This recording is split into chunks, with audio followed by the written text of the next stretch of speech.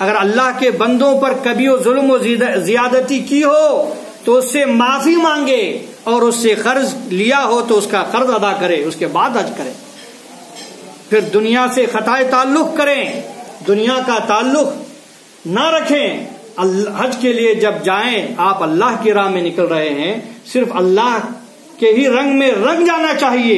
آج عالم یہ ہو گیا ہے، حج کے لیے لوگ جا رہے ہیں، فون پر اس کے کاروبار پوچھ رہے ہیں، گھر کے حالات پوچھ رہے ہیں، بیٹا وہاں سے پیسے آئے کیا، بیٹا میرے کاروبار اچھا چل رہی کیا۔ ارے تو نکلا اللہ کے گھر کے خاطر، اللہ کے گھر کے خاطر تو نے نکلا گھر سے، لیکن اللہ کے خیال میں نہیں بلکہ صرف بیوی بچوں کے خیال میں ڈوبا رہے گا تو حج کہاں سے ہوگا؟ جب اللہ کی راہ میں نکلے ہیں تو اللہ کے رنگ میں رنگ جانی چاہیے اور کسی غیر کا خیال نہ آنا چاہیے۔ اگر غیر کا خیال آ گیا تمہارا حج نہ مکمل ہوگا۔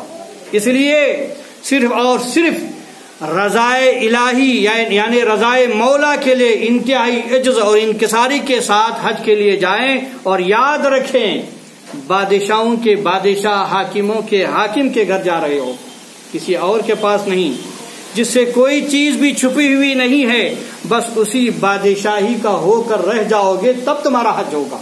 تو میرے محترم بزرگوں دوستو، کس قدر شرمندگی کی بات ہوگی گناہوں سے علیحدہ ہو کر اللہ کے گھر کی زیارت کے لیے نکلا جائے۔ لیکن بہت سے افراد ایسے بھی دیکھنے کو ملے ہیں جو حج پہ حج کرتے جا رہے ہیں، حالات ان کی ذرا برابر بھی تبدیلی نہیں ہوئی ہے۔ حج کر کے آ رہے ہیں پھر وہی پہلے کے حالات ہیں، حج کر کے آ رہے ہیں پھر غیبت کر رہے ہیں، حج کر کے آ رہے ہیں چغلی کر رہے ہیں، حج کر کے آ رہے ہیں گناہوں پہ گناہ کر رہے ہیں، حج کر کے آ رہے ہیں کسی کا مال ضبط کر رہے ہیں۔ تو میرے محترم بزرگ اور دوستو، ایسے حاجیوں کا کیا حال ہوگا؟ میرے دوستو، حج کر کے آنے کے بعد اگر وہ حاجی سدھر جائے تو سمجھ جانا کہ اس کا حج قبول ہو گیا۔ اگر حج کر کے آنے کے بعد اگر وہ حاجی سدھر جائے تو سمجھ جانا اس کا حج قبول ہو گیا ہے اور اس کا حج مکمل ہو گیا ہے، اور دنیا کے لیے دین کے احکام بھی فراموش کر جاتے ہیں۔ تو میرے محترم بزرگوں دوستو، عوام انہیں امانت دار، دیانت دار سمجھتی ہے حاجی کو، مگر یہ لوگ پھر وہی حالات کرتے ہیں۔ تو میرے محترم بزرگ دوستو، ہمیں اور آپ کو چاہیے کہ حاجی صاحبان جو حج کے ارادے سے جاتے ہیں، حج کر کے واپس آئیں تو آپ نیک بنیں، تاکہ تم کو دیکھنے کے بعد پتہ چل جائے حقیقت میں یہ حاجی ہے، یہ نیک بن کے آیا ہوا ہے۔ کیونکہ تو سامنے والا تو یہی سوچتا ہے یہ حج کر کے آیا ہے، حاجی ہے، یہ جھوٹ نہیں بولے گا، دھوکہ نہیں دے گا۔ اگر آپ دھوکہ دیں گے تو اس ایک شخص پہ دھوکہ نہیں بلکہ تمام حاجیوں کے نام پہ ایک ڈبہ ہو جائے گا۔ تو میرے محترم بزرگوں دوستو، ہمیں اور آپ کو چاہیے حاجیوں کے لیے یہ احتیاط برتیں۔ دراصل ایسے لوگوں کا مقصد شہرت، عزت طلب کرنا ہوتا ہے، نام کے حاجی ہوا کرتے ہیں، حقیقت میں حاجی کہے جانے کے مستحق ہی نہیں ہے۔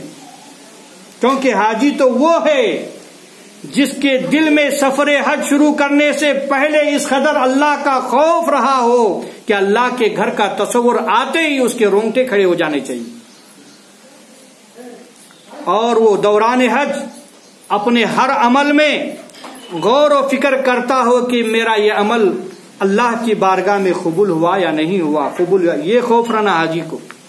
تو میرے محترم بزرگوں دوستو، جب اپنے اہل و عیال کی طرف واپس لوٹیں، وہی اللہ کا خوف اور ڈر قائم رہنا حاجی پر، اور ایسے ہی لوگوں کو جنت کی بشارت اور گناہوں سے آزادی کا پیغام خدا تبارک تعالیٰ نے دیا ہے۔ تو میرے محترم بزرگوں دوستو، ایسے لوگوں کے تعلق سے رب کیا فرماتا ہے؟ جس شخص نے خانہ کعبہ مقدسہ کا حج کیا اور تمام گناہوں سے پاک رہا تو اس بچے کی طرح ہے جس کی ماں نے اسے ابھی جنم دیا ہے۔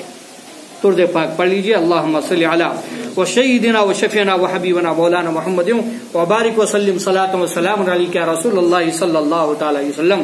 تو میرے محترم بزرگوں اور دوستو، دنیائی دستور کے مطابق جب کوئی کسی کے گھر جاتا ہے تو اس کا مقصد اس گھر والے سے ملاقات کرنا ہوتا ہے۔